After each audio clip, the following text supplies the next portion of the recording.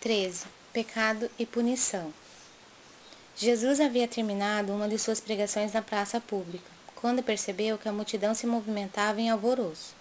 Alguns populares mais exaltados prorrompiam em gritos, enquanto uma mulher ofegante, cabelos desgrenhados e faces macilentas, se aproximava dele, com uma súplica de proteção a lhe sair dos olhos tristes. Os muitos judeus ali aglomerados excitavam o ânimo geral, reclamando o apedrejamento da pecadora, na conformidade das antigas tradições. Solicitado, então, a se constituir juiz dos costumes do povo, o mestre exclamou com serenidade e desassombro, causando estupefação aos que o ouviram: Aquele que estiver sem pecado, atire a primeira pedra. Por toda a assembleia se fez sentir uma surpresa inquietante. As acusações morreram nos lábios mais exaltados. A multidão ensimesmava-se para compreender a sua própria situação. Enquanto isso, o mestre pôs-se a escrever no solo despreocupadamente. Aos poucos o local ficara quase deserto. Apenas Jesus e alguns discípulos lá se conservavam, tendo ao lado a mulher a ocultar as faces com as mãos. Em dado instante, o mestre divino ergueu a fronte e perguntou à infeliz: Mulher, onde estão os teus juízes? Observando que a pecadora lhe respondia apenas com um olhar reconhecido, onde as lágrimas aljofravam, num misto de agradecimento e alegria, Jesus continuou: Ninguém te condenou? Também eu não te condeno. Vai e não peques mais. A infeliz criatura retirou-se, experimentando uma sensação nova no espírito. A generosidade do Messias lhe iluminava o coração, em claridades vivas que lhe banhavam a alma toda.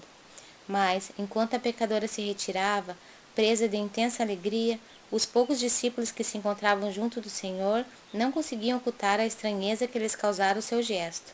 Por que não condenara ele aquela mulher de vida, censurável aos olhos de todos? Não se tratava de uma adúltera?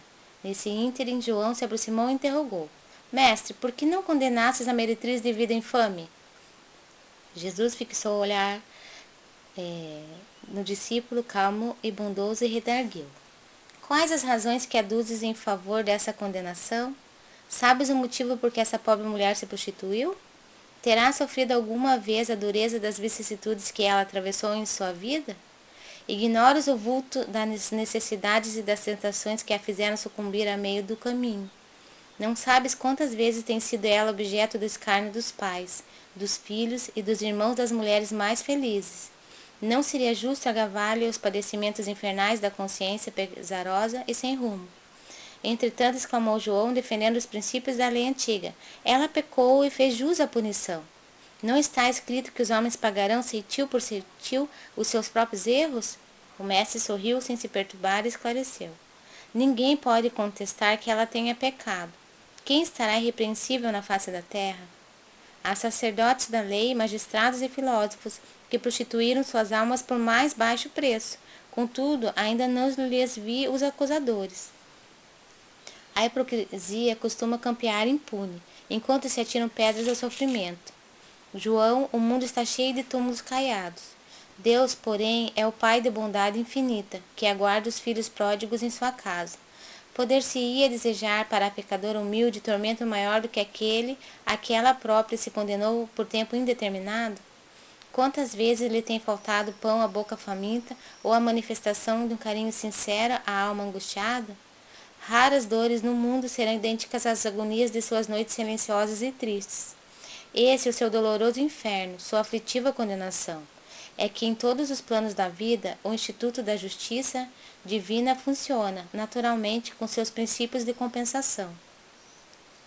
Cada ser traz consigo a fagulha sagrada do Criador e erige, dentro de si, o santuário de sua presença ou a muralha sombria da negação. Mas só a luz e o bem são eternos, e um dia todos os redutos do mal cairão, para que Deus resplandeça no espírito de seus filhos. Não é para ensinar outra coisa que está escrito na lei: Vós sois deuses.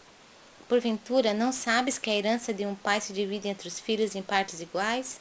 As criaturas transviadas são as que não souberam entrar na posse de seu quinhão divino, permutando-o pela satisfação de seus caprichos no desregramento ou no abuso, na egolatria ou no crime, pagando alto preço pelas suas decisões voluntárias.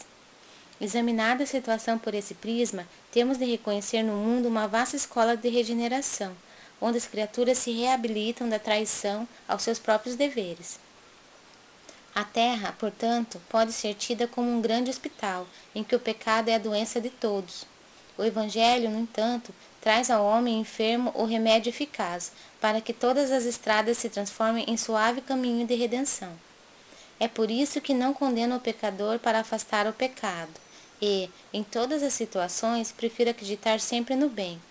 Quando observares, João, os seres mais tristes e miseráveis, arrastando-se numa noite pejada de sombra e desolação, lembra-te da semente grosseira que encerra um germe divino e que um dia se elevará do seio da terra para o beijo de luz do sol. Terminada a explicação do mestre, o filho de Zebedeu, deixando transparecer na luz do olhar a sua profunda admiração, pôs-se a meditar nos ensinamentos recebidos. Muito tempo ainda não transcorrera depois desse acontecimento, quando Jesus subiu de Cafarnaum para Jerusalém, acompanhado por alguns de seus discípulos. Celebravam-se festas tradicionais entre os judeus.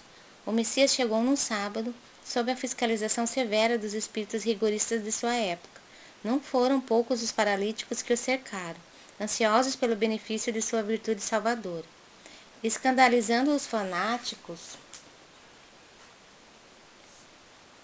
o mestre curava e consolava na sua jornada de gloriosa redenção, explicando que o sábado fora feito para o homem e não o homem para o sábado. Enfrentava sorridente as preocupações dos mais exigentes. Vendo tantos cegos e aleijados aglomerados à passagem, Tiago o interpelou. Mestre, sendo Deus tão misericordioso, por que pune seus filhos com defeitos e moléstias tão horríveis?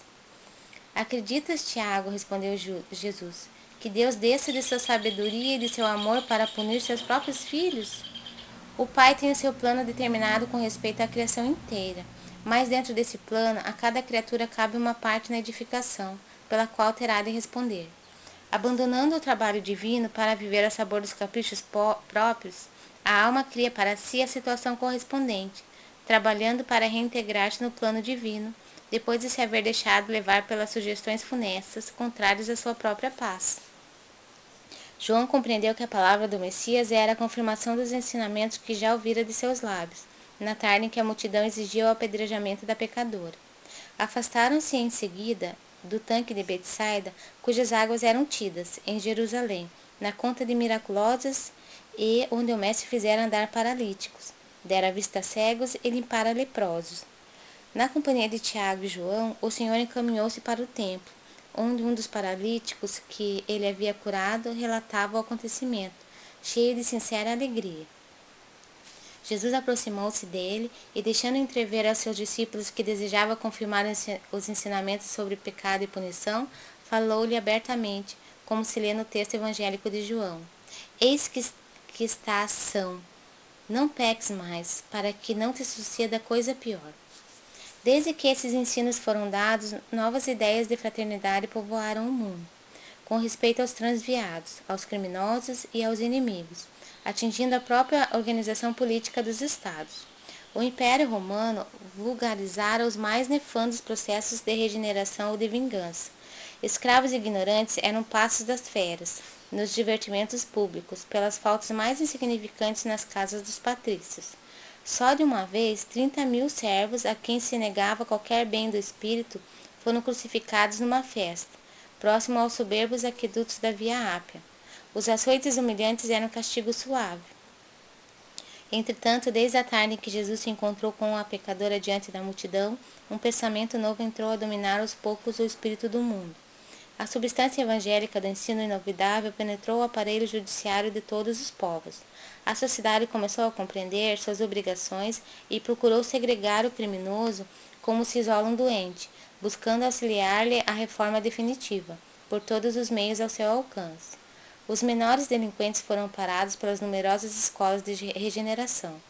Todo o sistema de justiça humana evoluiu para os princípios da magnanimidade, e os juízes modernos, lavrando suas sentenças sem nunca haverem manuseado o Novo Testamento, talvez ignorem que procedem assim por ter sido Jesus o grande reformador da criminologia.